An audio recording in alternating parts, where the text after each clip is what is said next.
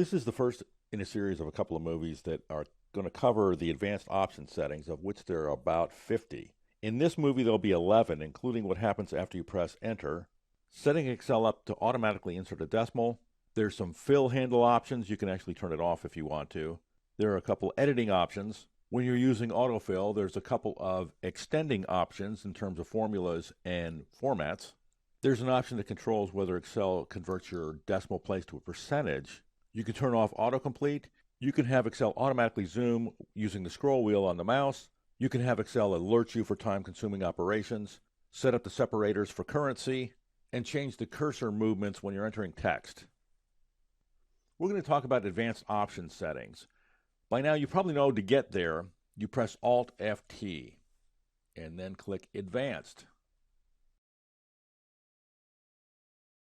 The first one is you can control what happens after you press Enter. Does the cursor move down, right, up, or left? The default is down. When I'm in Excel and I put something into a cell and press Enter, the cursor goes down. If you want the cursor to move in another direction, change that advanced setting. The next one has to do with having Excel automatically insert a decimal point when you're entering numbers. I want to move the decimal places up to 3. Left-click OK, and back in Excel, when I enter a number, 60, enter, Excel will automatically insert a decimal place. So when I entered 60, Excel moved the decimal place over 3 places, and that value becomes 0.060. The next option, enable fill handle and cell drag and drop, and that's on by default. The fill handle is the object to the lower right-hand side of the cell that you can left click and grab and drag to fill the cells below. When I left click and turn that off, left click OK, the fill handle disappears. The other option, alert before overwriting cells, has to do when you drag and drop over cells that contain some content. You get this. Do you want to replace the contents of the destination cells? Generally, if you're dragging and dropping over some cells, that's what you want to do. So if you want to make it so you don't see this message anymore, I'll cancel out of that. Go to the advanced options and deselect that checkbox. And now when I drag and drop, I don't get that message anymore. The next option, allow editing directly in cells, is also on by default. That allows you to change the content in the cell directly, which we've been doing all along in the prior movies. If I deselect that, it doesn't mean I can't enter content into the cell, because I can. What I can't do is edit that content. If I press F2, which gets me into the edit mode, I'm not able to edit in the cell, which might be what you would expect. So when you press F2 to get into the edit mode, the cursor shows up in the formula bar, and that will be the place and the only place that you'll be able to edit content in the cells. The next one, which is on by default, extend data range formats and formulas, has to do with this behavior. If Excel has at least 3 of the prior 5 cells formatted in a certain way, and you type content in a cell that's adjacent to that range, Excel will format it using the formatting that's the dominant formatting in that range.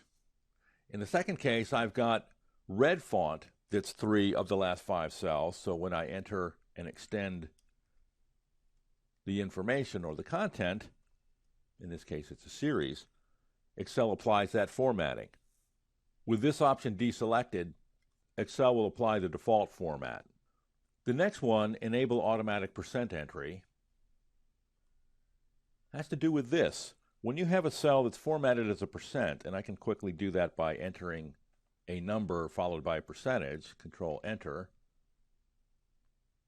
Excel's default behavior is to take the input of, say, 0.1, enter, and show that as 10%, or take that in as 10%, or 10, Control Enter as 10%. Sometimes that can be a problem. Back in the advanced option settings, I can disable that behavior, left click OK, so that when I enter 0.1, I get 10%, and when I enter 10, I get 1,000%. That behavior is a lot more numerically consistent. The next one is on by default, enable autocomplete for cell values. You can deselect it, but before I do that, autocomplete is some functionality that will automatically try to complete your entry while referencing adjacent cells above the cell that you're entering values into. So when I input an O, autocomplete offers a suggestion of the word 1. I'm going to escape out of that. So when you turn that functionality off,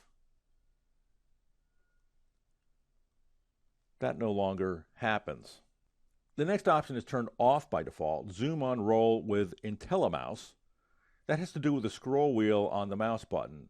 When I select that and turn that on, every time I roll the scroll wheel, Excel will zoom in and out on the spreadsheet. With this option deselected, you can press Control and use the scroll wheel to zoom in and out. And so you can still sort of have that functionality. The next option is on by default, and that is to have Excel alert you when there's a potentially time-consuming operation. And lastly, currency is displayed in this country with thousand separators and a decimal place, but there are places where those two are inverted.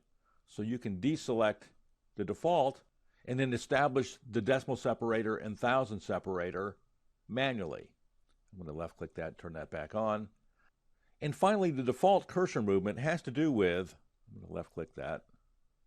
When you're entering text, the cursor, in this case, automatically moves to the right because English is the default language, and English is a language that moves from left to right. With the default setting, if you had a language that moved from right to left, the cursor would move in that direction as well. So those are the advanced editing options. You can control the movement of the cursor after you press enter. You can have Excel automatically insert a decimal point or not when you're entering numbers. You can turn the fill handle off. You can turn the alert before overwriting cells message off. You can restrict editing to happen only in the formula bar. When you're entering content in a contiguous range, you can have Excel automatically format that content.